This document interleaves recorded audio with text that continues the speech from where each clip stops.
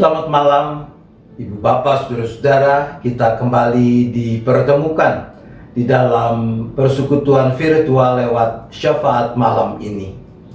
Dan itu adalah bukti nyata dari kasih setia dan pemeliharaan Tuhan. Beli dulu dong lotrenya. Itu judul cerita yang mengawali perenungan kita malam hari ini. Ada seorang lelaki yang sejak muda sangat taat pada aturan-aturan agama. Ketika ia beranjak tua, kehidupan yang ia jalani memang sulit. Suatu hari dia berdoa. Dia berkata, "Tuhan, Engkau tahu bagaimana aku menjalani kehidupanku selama ini. Aku tidak pernah mencuri, tidak pernah merampok. Aku tidak minum minuman keras. Aku tidak berzina. Aku tidak pernah berbuat jahat kepada orang lain. Aku taat beribadah. Aku berpuasa. Aku tidak pernah lalai berdoa.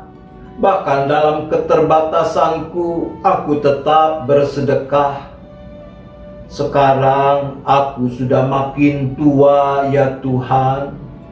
Berilah aku kesempatan untuk bisa merasakan ketenangan dan kesenangan dalam hidup ini sebelum aku mati. Aku mohon, buatlah aku memenangkan lotre satu kali saja Tuhan, supaya aku bisa menjalani masa tuaku ini dengan lebih baik, tidak seperti sekarang ini." Sebulan berlalu dan dia tidak mengalami pemenuhan permohonannya, yaitu memenangkan lotre. Maka dia mengulangi doa yang sama. Sebulan lagi berlalu dan keadaan tidak juga berubah. Permohonannya tidak mewujud nyata.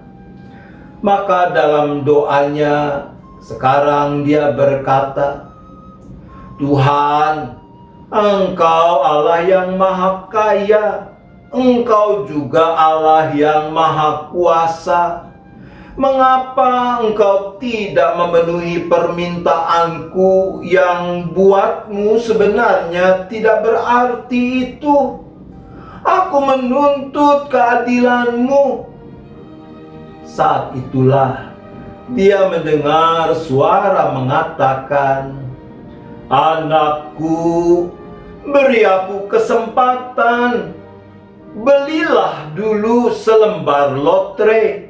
Bagaimana aku bisa memenuhi permohonanmu untuk memenangkan lotre kalau sampai sekarang kau belum pernah membeli lotre selembar pun?" Ibu Bapak, Saudara-saudara, kalau saya menceritakan cerita di atas, tentunya bukan mau mengajarkan supaya mari kita membeli lotre dan berdoa supaya Tuhan menolong kita agar kita memenangkannya. Bukan itu. Kita pasti tidak asing dengan ungkapan ora et labora, berdoa dan bekerja. Pada dirinya sendiri tentu ungkapan itu baik-baik saja. Paling tidak seperti yang dimaknai sebagian orang. Artinya bahwa kita jangan cuma bekerja saja, tapi harus dibarengi dengan doa.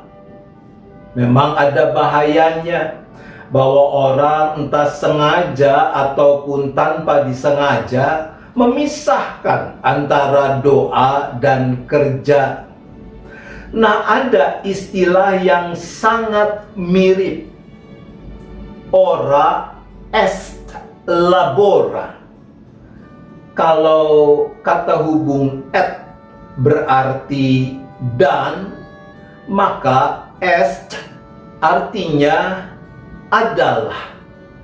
Jadi ora est labora sederhananya berarti berdoa adalah bekerja.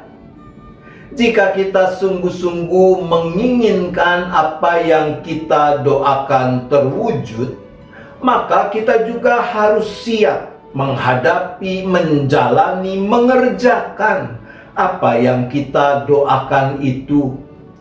Yesus, dia tidak cuma berdoa, dia menjalani, dia mengerjakan apa yang didoakannya. Di Getsemani, Yesus meminta agar cawan ini berlalu, tapi juga mengatakan, jadilah kehendak-Mu. Dan ketika kehendak Bapa yang harus dijalani, maka Yesus menjalaninya dengan segenap hati. Pembaruan yang harus terjadi secara terus-menerus dalam hidup kita sebagai pengikut Kristus juga tidak cukup hanya dengan berdoa saja, tapi bahwa kita harus mengerjakan, menjalani dengan sungguh-sungguh apa yang kita doakan. Jika kita mohon Tuhan memimpin kita, ya kita harus berjuang menundukkan kehendak kita pada kehendak-Nya. Kalau kita mohon Tuhan menjauhkan kita dari pencobaan, ya jangan melangkah mendekati pencobaan. Apabila kita mohon Tuhan memberi kekuatan untuk memikul beban hidup, ya bersyukurlah kalau ada beban hidup yang harus dipikul, dan seterusnya. Cerita di awal tadi mau mengingatkan hal ini. Minta supaya diberi kesempatan menang lotre, tapi tidak pernah membeli lotre, ya sama aja bohong. Dalam Kolose 3 ayat 23 dikatakan, apapun juga yang kamu perbuat, perbuatlah dengan segenap hatimu seperti untuk Tuhan dan bukan untuk manusia. Berdoalah kepada Tuhan dengan segenap hatimu. Kerjakanlah isi doamu seperti untuk Tuhan. Berserahlah kepadanya, maka Tuhan akan menolongmu. Amin. Mari kita kembali berdoa.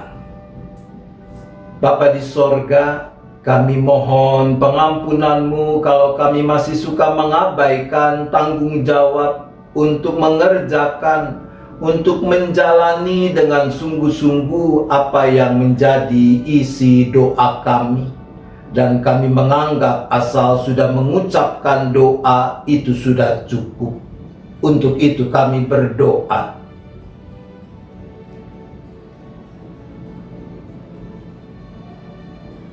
Kami juga mohon hikmat, kekuatan, ketulusan, juga kesungguhan untuk mengerjakan, untuk menjalani apa yang menjadi isi doa kami, sambil berserah penuh pada penyertaan dan pertolongan Tuhan. Untuk itu kami berdoa.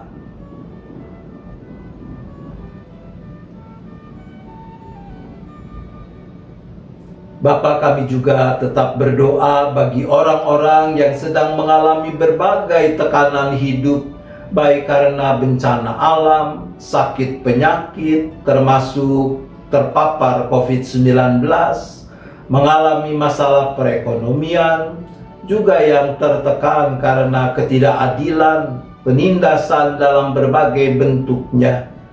Bagi mereka kami berdoa.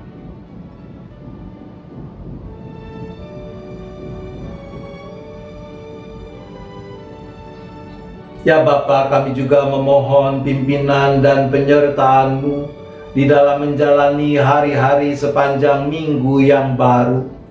Tuhanlah yang menganugerahkan kekuatan, kesehatan, rezeki yang cukup kepada setiap kami seisi keluarga, tapi terutama keteguhan iman, pengharapan dan penyerahan kepada Tuhan. Untuk itu kami berdoa.